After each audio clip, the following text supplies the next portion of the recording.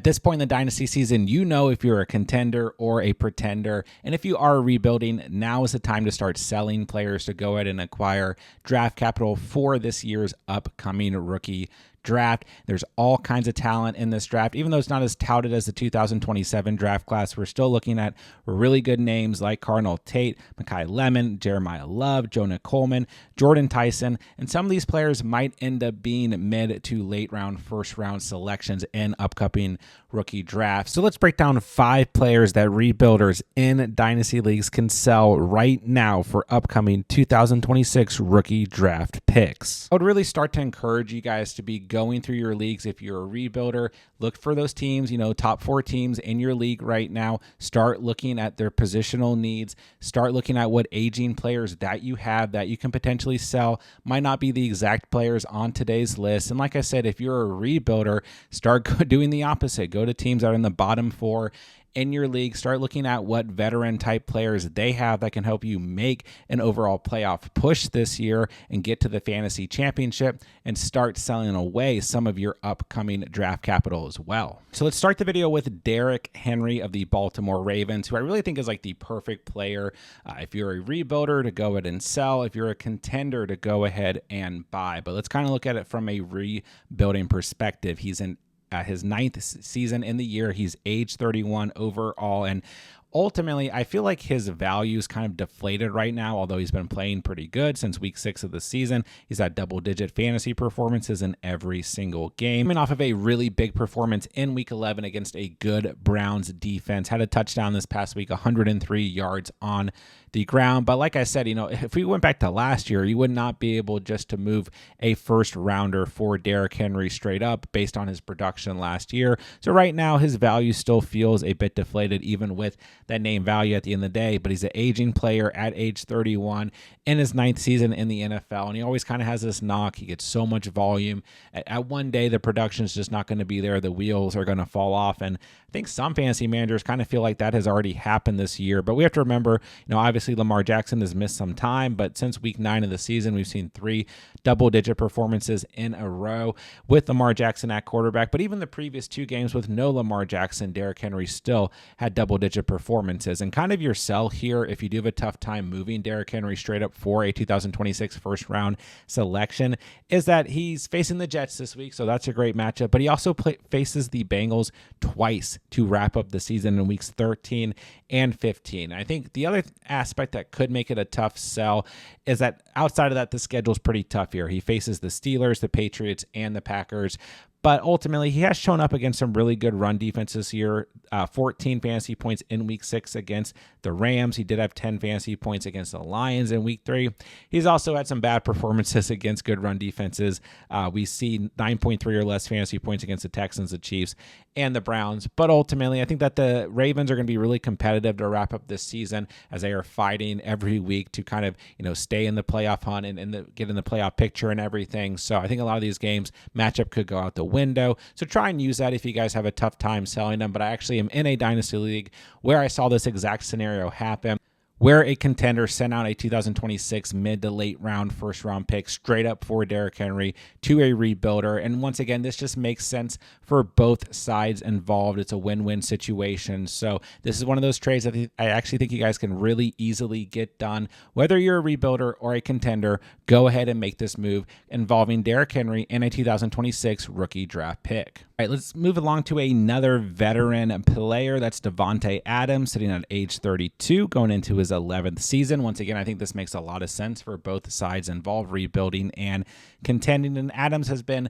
uberly productive on the season so far, with Matthew Stafford playing at an MVP caliber rate. He's the wide receiver 7 overall in PPR, has scored 10 touchdowns, one of the league leaders overall in red zone targets. Obviously, Puka Nacua is still getting a ton of production, and that's a player that rebuilders would be more interested in here in terms of wide receivers for the LA Rams. But once again, Adams, a great player, great for redraft, all of that. But in Dynasty, if you're rebuilding, it just makes sense to go ahead and move on here, as he's an aging asset. He can, target players like a Cardinal Tate or Makai Lemon. And at the end of the day, a loose comparison here would be like, Emeka Egbuka before his landing spot, or maybe even after his landing spot. It would make a lot more sense for rebuilders to own Emeka Egbuka, who was a mid to late round first rounder last year in rookie drafts, compared to a player like Davante Adams. But if you are a contender, it makes so much sense to own Davante Adams, because obviously the Rams are going to be in competitive matchups on a week in, week out basis throughout the rest of the season. They're going to throw the football a ton, and they have a pretty good strength of schedule for the playoffs, facing the Lions, the Seahawks, and the Falcons.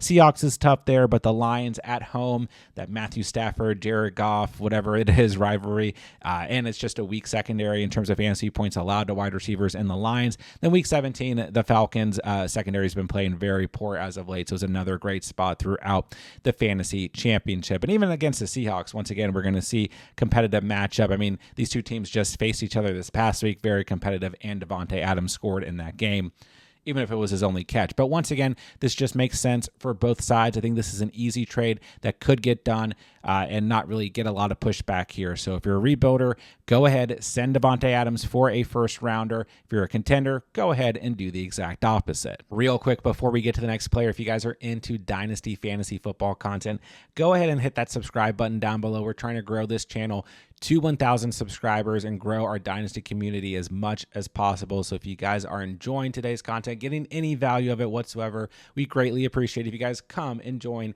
the Dynasty Endgame community. All right, let's move to a veteran running back. That is Kenneth Walker of the Seattle Seahawks, coming off of a very productive game in week 11, 20 fantasy points, 67 yards on the ground, a touchdown, and ultimately he saw 19 total touches in last week's performance compared to Zach Charbonnet's 13 total touches. And this is really important too when we're trying to make these type of trades, whether you're a rebuilder or not, right? We want to go ahead and get as much recency biasy as possible. And while it's been an up and down season in terms of the split here between the Seahawks running backs, let's go ahead and try and at least say that Kenneth Walker is the lead back for now. And I know he's still not very old, only in his third season at age 25. And I mean, Zach Charbonnet is only a year younger with one less year of experience, But still, when we look at the contract situations for both these players, it does kind of feel like the Seahawks could sooner than later be moving on from Kenneth Walker and, making Zach Charbonnet the lead back as time goes on here. So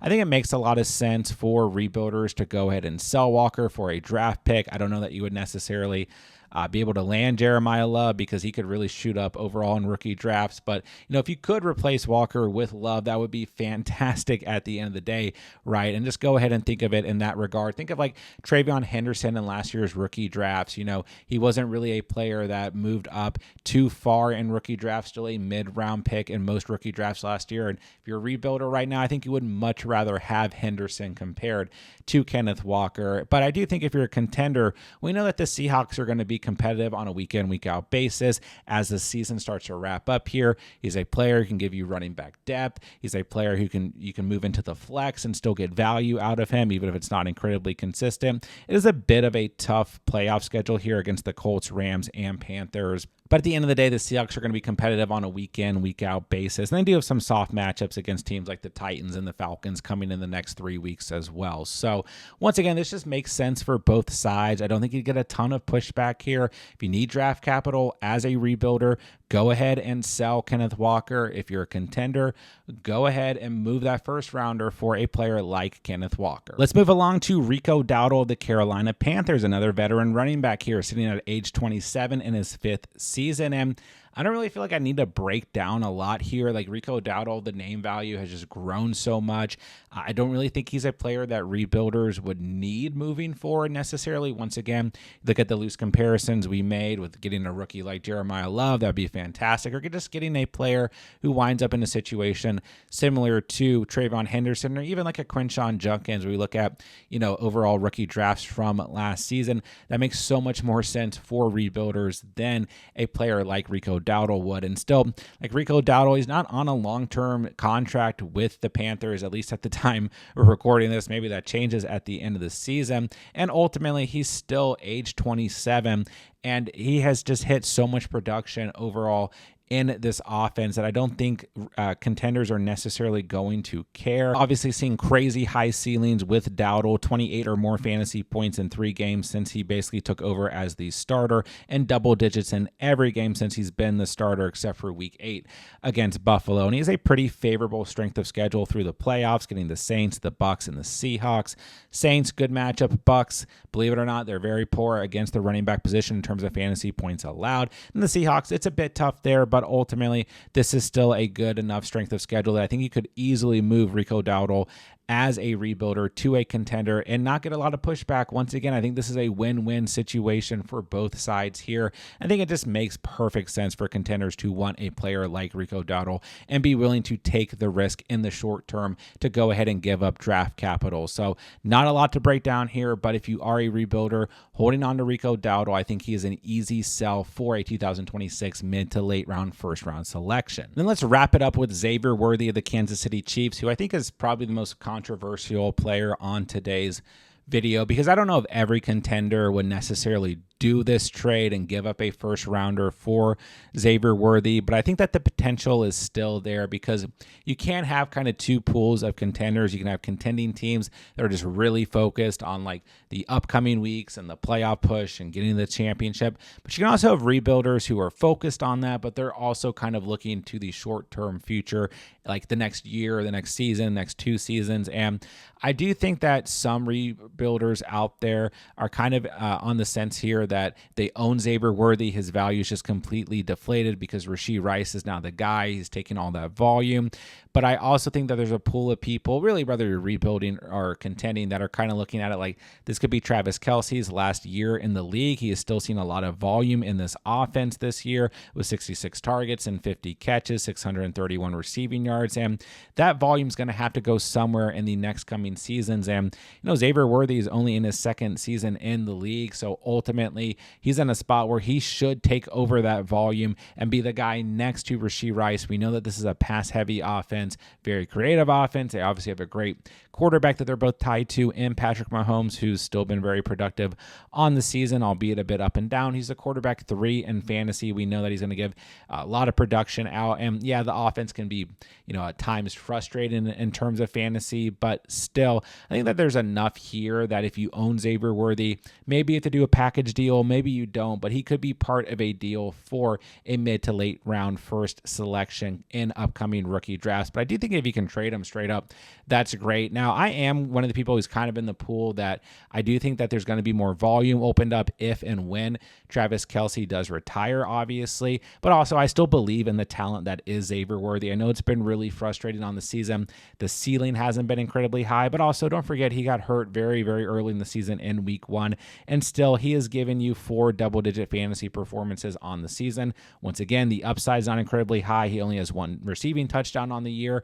But once again, he's tied to a great quarterback in Patrick Mahomes. So I think that there is enough here that you could sell him. And, part of the selling point here is that the Chiefs are going to have to be competitive. They are in a win now mode for every game for the rest of the season, as they are sitting in absolute win now territory on the bubble, not even in the playoff picture, but on the bubble on the outside looking in. So I think that's part of the selling point here. They do have some tough matchups coming up here, but I don't know if it's exactly going to matter with the way the Chiefs are going to have to play to wrap up this season. So if you can get this done, Xavier Worthy, if you're a rebuilder, sell him straight up for a rookie draft pick for the upcoming rookie drafts. I think that is absolutely amazing. You guys need to do so right now. There you guys have it. There are 5 players that if you are a rebuilder, you need to go ahead and sell for 2026 rookie draft picks. If you're a contender, these are really easy buys as well that can help you guys make a playoff push here towards the end of the season. Don't forget, guys, like I said earlier in the video, hit that subscribe button. We're trying to grow our Dynasty community as much as we possibly can and get to 1,000 subscribers. If you guys have any Dynasty questions whatsoever, drop them in the comments down below. And don't forget to go check out all the other Dynasty content that we have on the channel so far. You can do so by checking out the playlist that pops up on the screen.